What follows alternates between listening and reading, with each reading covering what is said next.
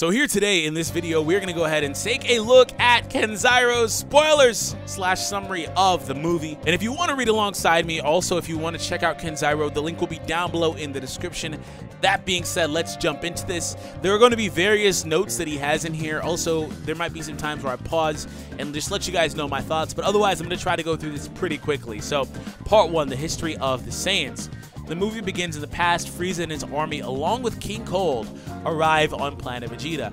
They take over the planet and begin to enslave the Saiyans. Frieza goes around looking at power levels of different Saiyans and kills anyone with a power level of over 2,000 so they don't overthrow him. Kid Vegeta, Nappa, and Raditz are all on different planets doing Saiyan things, so Frieza cannot scan them right now. King Vegeta decides to send Broly off to a different planet as well, since Broly has a huge power level since birth. There's a note here that says, "I'm not sure whether it's to save Broly or because he wanted Vegeta to be the strongest child on the planet, though 80% sure it was to save Broly." Anyways, Paragus, Broly's father, assumes that it was because King Vegeta was jealous and holds a grudge against King Vegeta. He then goes off and follows Broly to planet Vampa, the place Kid Broly was sent off to. He arrives there, but their ships are all broken, so they are not able to leave. Meanwhile, on planet Vegeta, Bardock suspects that Frieza is about to do something very big soon, and since Kakarot is still in the nursing capsule, they need to make a decision soon. He and Gine, his wife, decide to send their son off in a Saiyan pod to another planet in order to save his life. True enough, Frieza destroyed planet Vegeta along with all of the Saiyans. Bardock does try to fight Frieza off, but he's powerless and dies along with the rest of the Saiyans. So, 2 things are happening here.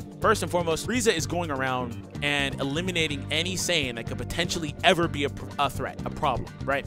So, relative to what we know, Raditz was about 1500 power level whenever he showed up in the Saiyan Saga, etc., early Dragon Ball Z. So that being said, that's about the threshold Frieza is looking for Saiyans. If they're any stronger than that, they get eliminated. Now, you might look back and say, well, Raditz is pretty weak, but understand that in that time, Raditz was a beast. He was very, very powerful at that time in the show, and of course, with this taking place in the past, we hadn't got to everybody being Super Saiyan level, etc. So at that time, those were very powerful Saiyan warriors, right? Now, Kid Vegeta, Nappa, and Raditz are all off from the planet, so of course that's how they can survive this. Now, there's a note in here, like I mentioned earlier, that Broly does get sent off.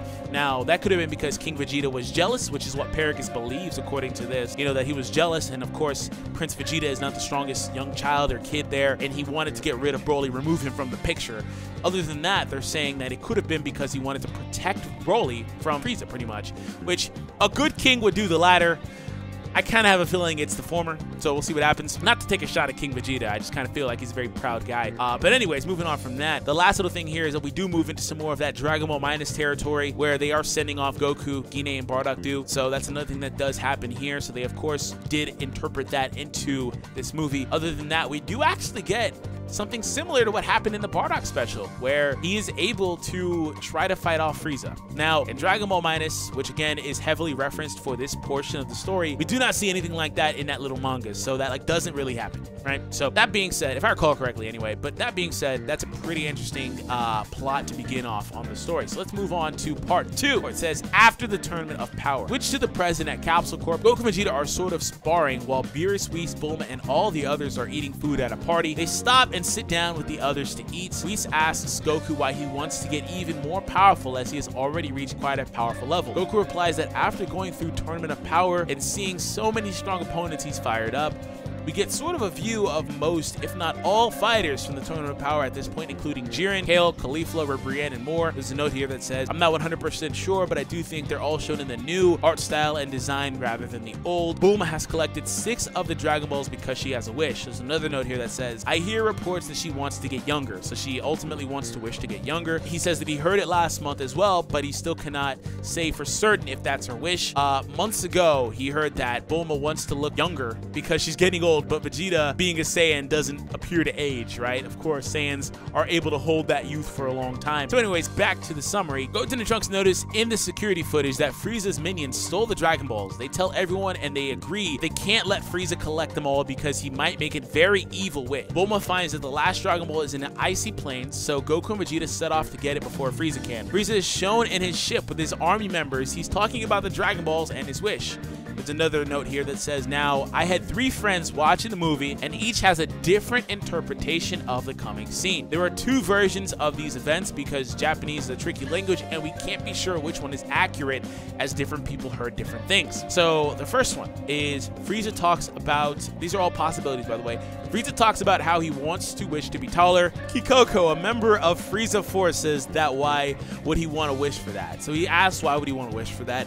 His second and third form is already taller and cooler in quotations at this point. They show an alien of Frieza's race in different forms, first to last. The next interpretation is the second friend says that the alien that they are showing on screen looks like Cooler, as in Frieza's brother, and Kikono says that Cooler is the tall one, so Frieza wants to become the taller one. And then the third friend doesn't have a good seed, so he doesn't really understand what happened. So as far as part 2 here, they're setting up the plot for the movie pretty much right here still. The first part was just a flashback pretty much, and then this is the actual like beginning plot to the movie. So they have Goku and Vegeta sitting there eating with some of the other characters, Beerus and Whis, I believe, and Bulma as well. Goku is asked why he wants to get stronger. Normal Goku stuff. He's fired up after seeing how many other strong people there are out there. It is nice to see a spot for some of those other characters, Kale, Caulifla, etc. And apparently Bulma already had 6 of the Dragon Balls because she had a wish that she wanted to make, which there are reports is that she wants to be younger, right? So that could have been what she was wishing for. We don't know concrete as far as this summary goes what she was wishing for. But that being said, Goten and Trunks do notice in security footage at Bulma's place, I'm guessing, that Frieza's minions stole the Dragon Balls. So since they have the Dragon Balls, they decided we can't let Frieza get the very last one, and they track it down. And they try to get to it before Frieza does, and then they cut to Frieza talking about what he wants, and it could have been maybe that he wants to be taller or that he wants to be taller like his brother, so things like that. So either Cooler is mentioned or he's not.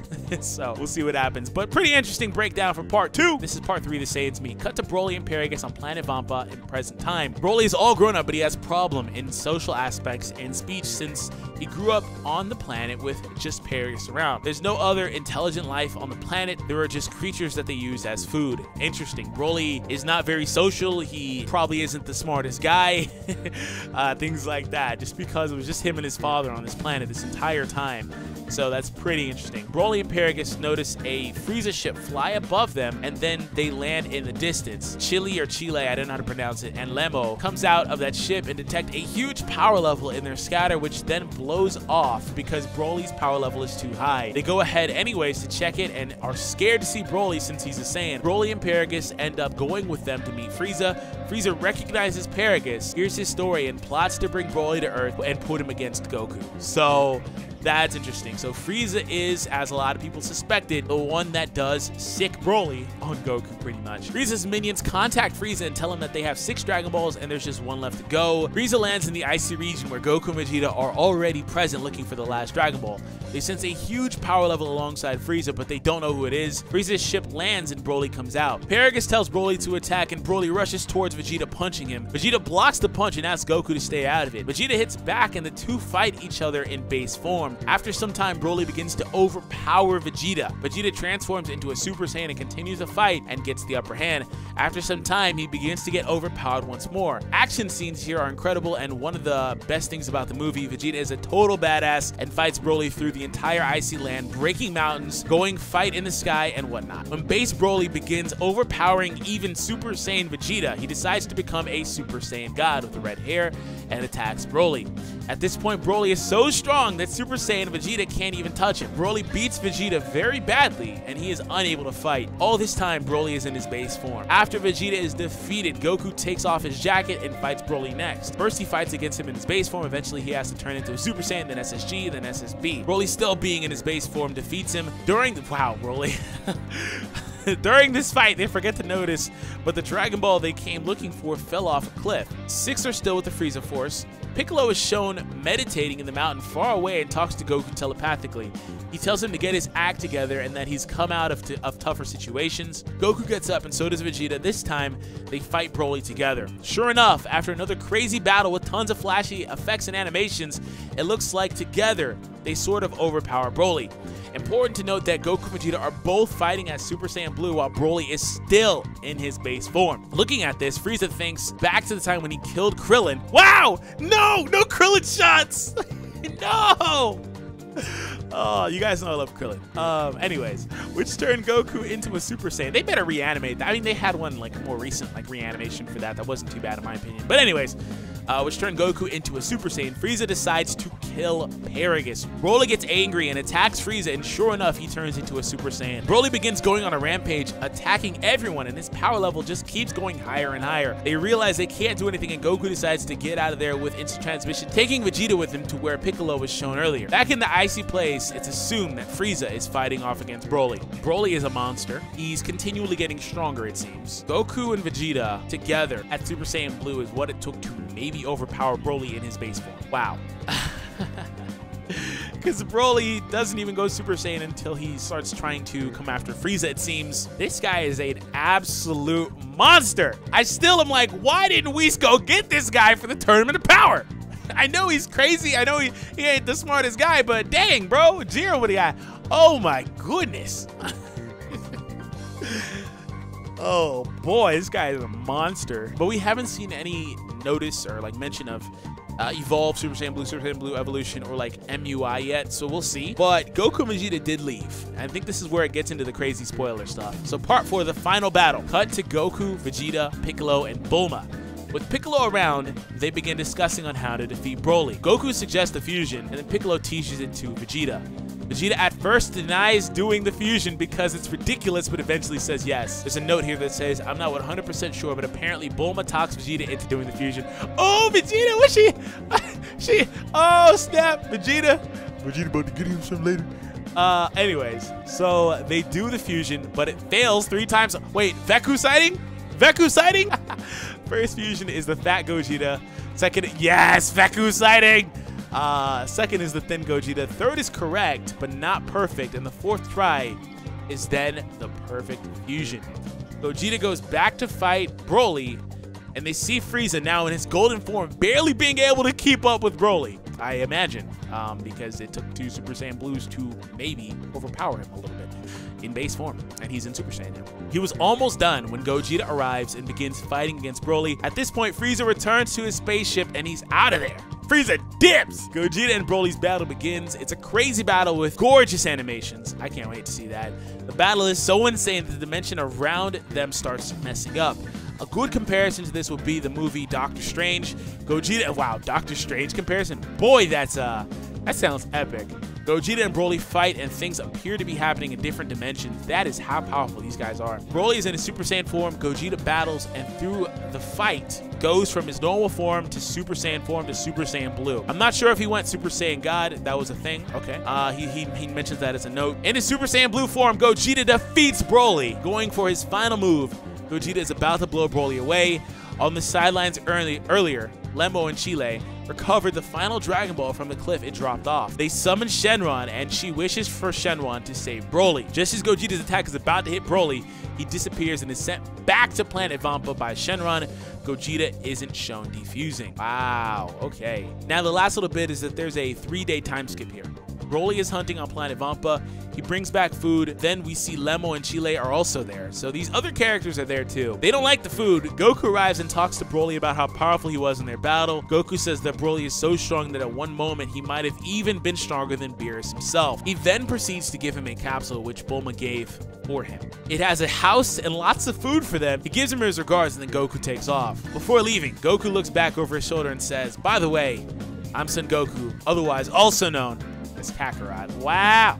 Woof! All right. Kakarot! I infinitely enjoy this so much more than everything else Broly related already. This is amazing. This is amazing. I love that he had a somewhat happy ending.